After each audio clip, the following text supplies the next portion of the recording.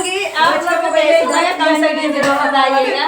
तो पूरा है आप दवाई कब नहीं अब आज बस बहुत ज्यादा आज होई झोटी उलिया पति पत्नी का नौज हो गीत इनके साथ झुटिया हुआ आ कैसे कर जाता झुटिया बता ना समझे नहीं हां बताइबा ना आय जा बता जा दोस्तों बताइए कमेंट से। अब लड़ाई की बातें पता चली गई दीदी। एक लाइक एक सब्सक्राइब जरूर करना, ज़्यादा से ज़्यादा शेयर करिएगा। बहुत प्यारे से गीत को गाती हैं, बहुत प्यारा वीडियो बनाती हैं। धन्यवाद।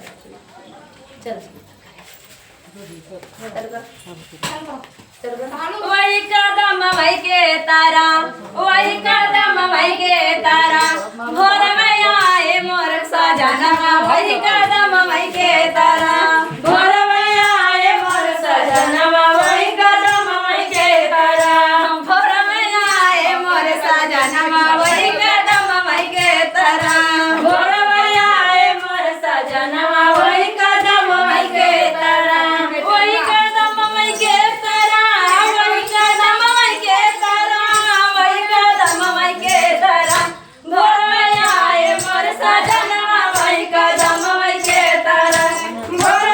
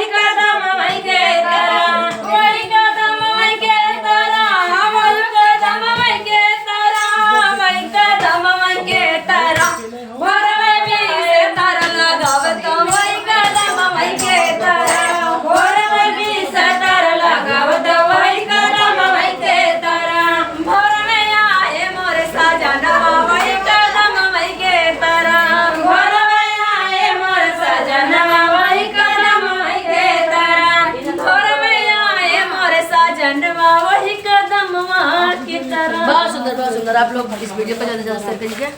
अब एक काम